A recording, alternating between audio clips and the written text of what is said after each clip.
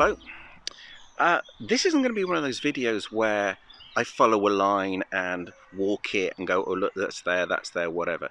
This is a bit of an interesting one because it's featuring a line which is just gone. We're in Cardiff, which is a good place to be because this is where I live. And there used to be a railway line which went across the top of Cardiff. And I'm going to see what's left and what we can find. Because there were some lines, despite the fact we're electrifying loads of stuff at the moment, some lines didn't make it to the modern era. So this is the Taff Vale Railway. It's the Roath Branch of the Taff Vale Railway. Now in the late 1800s, Cardiff docks were developing. They had the two Butte docks. The Taff Vale Railway had access to one. They'd partnered with another company, all a bit dodgy, and built a dock out at Penarth. But there was more to come. And in 1887, a new dock opened up down in the docks called Roath Dock. And then in 1907, an even bigger one called Queen Alexandra Dock opened. And the Taff Vale wanted to get their coal in there. It was a lucrative business. This image taken in the 1920s shows all the coal trucks queued for Roath Dock. So you can see there was an awful lot of business to be had. Now they had a problem, and that is the central core through Queen Street Station was getting quite congested, what with passenger and freight traffic. And so they built this line across the top of Cardiff, which went down into the docks and was able to access the sidings and everything that were waiting, the waiting points to get to the actual ships. And what I'm going to do in a series of various visits to bits around Cardiff, I'm going to have a look and see what's left. So this map shows the branch. It shows the Taff Vale branch, and it shows where it went across. And as I go along, I'm going to highlight little bits where you can still see bits of the railway.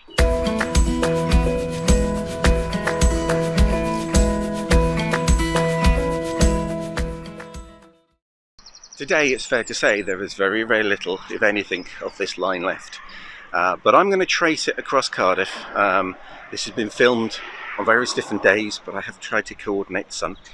And here we are at the very start. Had the good folks who built this line been around today and could have seen this site, they would have wondered what's going on. Because this is the Taff Vale Railway as was. We're at Whitchurch, and this is where the junction was. Just down on the left, it would have veered off. And as you can see, it has a very different look today. There's a few bits of spaghetti around because this is the Core Valley Line Metro electrification, and we are soon going to see tram trains running up here. But it would have disappeared off down there to the left.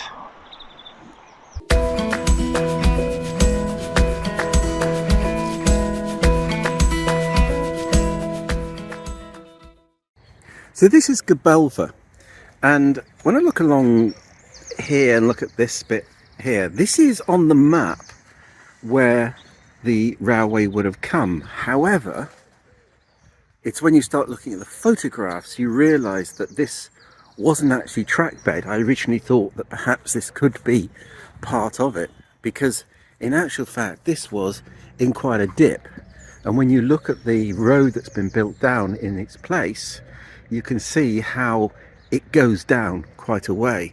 But there's something down the bottom which is very interesting.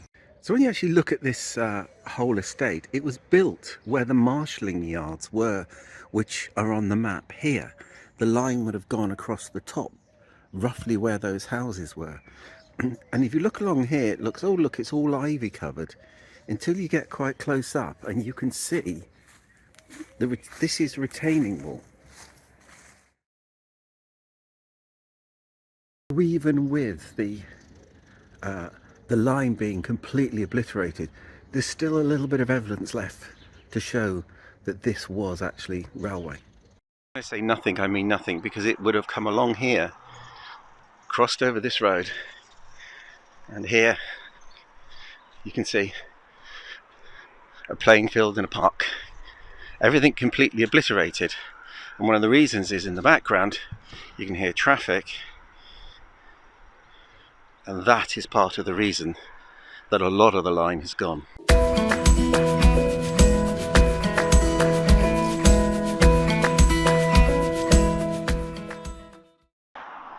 I said to a friend of mine, I was filming this particular video, he said, "Oh, I drive down that branch all the time." So do I. And there's a reason we say that, and you can hear it in the background. Because what took over the Roath Branch and destroyed it completely was this road. This is the A48. It's a major dual carriageway, which you can see is incredibly busy. Behind me is University Hospital Heath, and over there is, you can see cars going over a flyover, and that is Gibraltar flyover. And show you an image of that being built, and in the bottom you can see the railway completely truncated off, just some sidings, and it literally would have come over where the A48 was. And this little patch of forest, the trees over here, woodland even, it would have passed through that.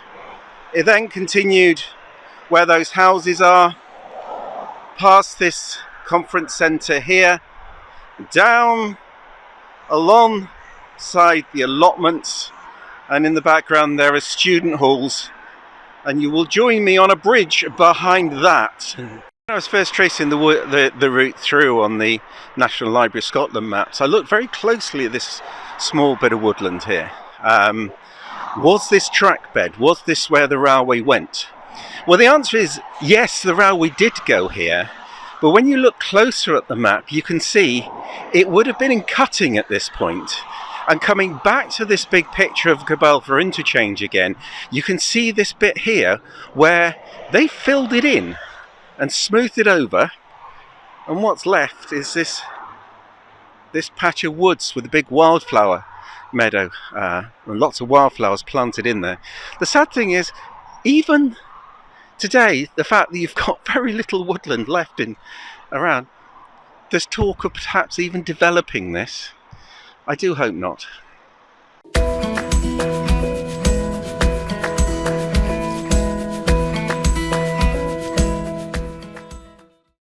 The railway would have come down through where the student block is, this night student block is, all the way over here, through where the doctor's surgery is, and down where the dual carriageway is and where Weddell Road is. And it's when we get down to Weddell Road we discover the first sign that there were ever even a railway there. Little whispers that there might have once been a railway here. If you look at the National Library of Scotland map, you can see a footpath that came from one cemetery across Weddell Road, which is where I'm standing, across the railway to the other cemetery. Behind me now, you might be able to make out the noise of the A48, and that completely decimated the track bed in this part.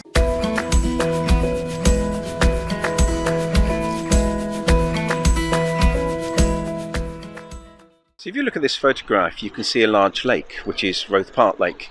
And across the bottom you can see a line passing underneath another railway line, which is heading up to Rumney. So this image shows a trolley bus at Roath Park at the bottom of the lake. If you look on the left, you can see the bridge which took the railway over the road here and disappears over to the right. We're able to date this photograph to 1949 because this was the first day of the trolley buses running in replacement of the tram service. And if you look closely, you can make out tram tracks and a tram shelter.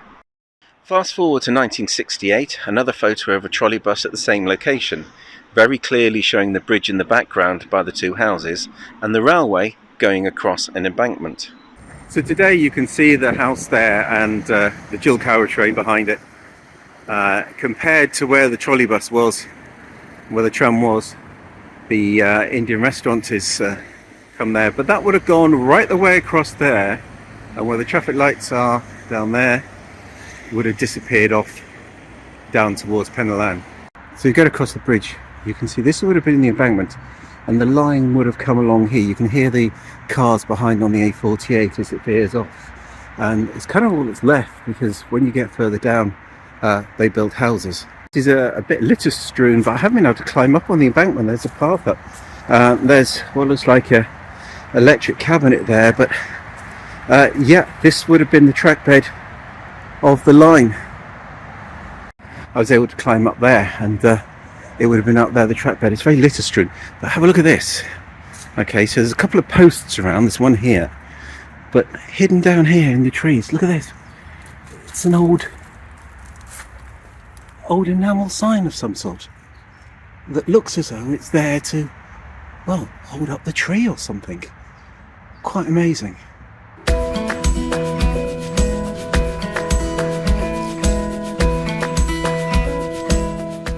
The railway continued along here, and you can see the new build versus the old build. But if we look at these photographs, here is one of a train coming along this section, and this is this section just after it was closed. As we continue to walk along, we can see the combination of the older houses and the newer, with the newer houses having been built on the track bed of the railway. And it's when we get to the end of this road that you actually start seeing clues that the railway was actually here. So we're coming out onto Penland Road, and you can see here these buildings are built right up to the edge of it. Same with the other side, but this is an overbridge. And it was quite a significant overbridge. If you look at some of the photographs taken around this time, you can see just how deep the cutting was. After the railway was closed in the 1980s, this was a pedestrian subway for some time, until they blocked it off, filled it in, and built the houses around. And in fact, on this side, this is actually, believe it or not, people's back fence.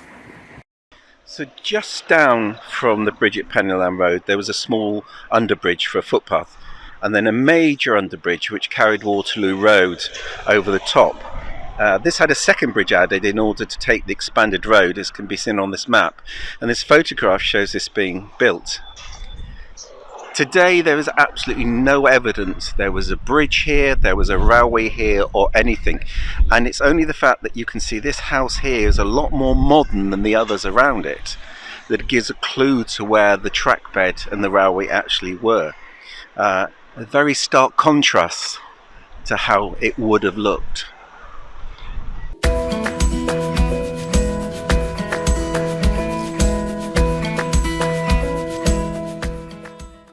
At the bottom of the hill there is some houses which are built on the track bed, and it's not until you get behind the fence that you can actually see the track bed once again.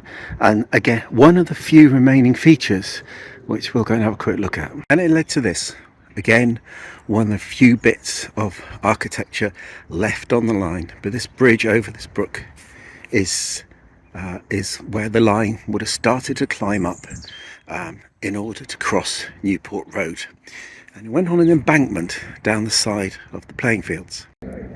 So you can see from the bridge, here's the houses, and you can see the difference in height between the two, and then it continued off along down in this direction. Didn't want to get too close down here because there's a gentleman living in a tent.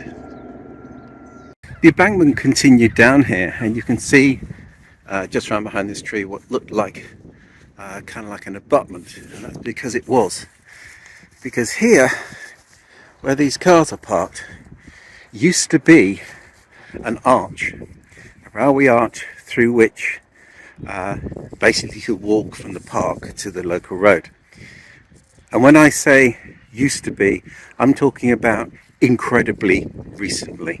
This image is one that I took, and you can see the arch in the background, but these photos show it a lot more clearly. It was used for some time as a car wash and was in incredibly good condition. The arch can clearly be seen. However, in 2022, the owners of the site decided they needed more car parking, and in the January of that year, the arch was completely demolished and taken away.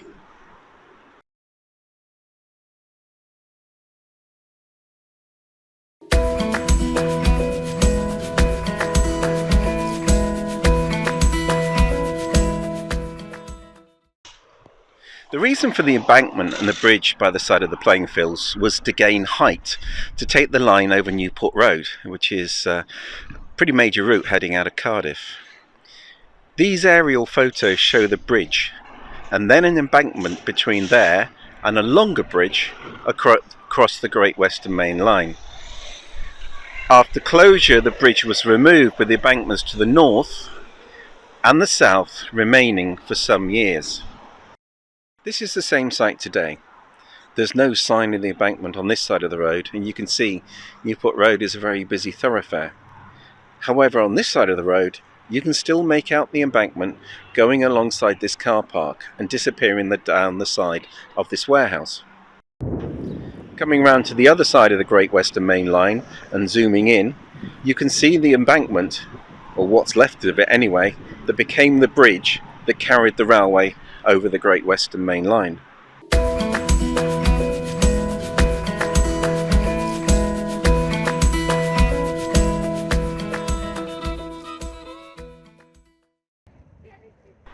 Once over the Great Western Main Line, this embankment carries the line down into Cardiff Bay. It had 4 tracks, 2 of which are still in operation, but 2 that were used by the Taff Vale, which have been closed and lifted. So this particular bridge here is the one that's in use today, and the far bridge, this one that's in view now, would have been the one that took the Roath Branch over.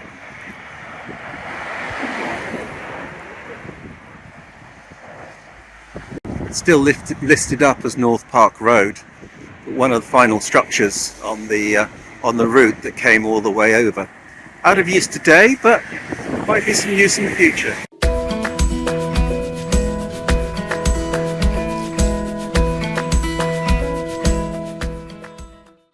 The last real structure on the Roath Branch is this bridge here at South Park Road down in the heart of Splot.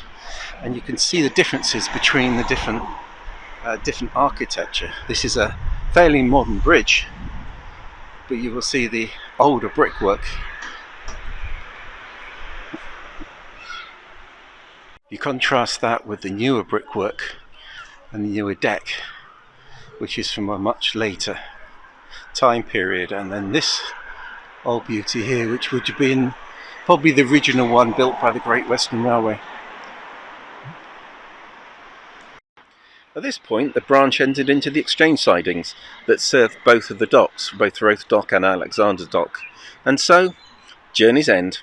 But as the need for coal dwindled and coal traffic declined coming down the valleys, the need for the Roath Branch was no more, and in 1968 it closed.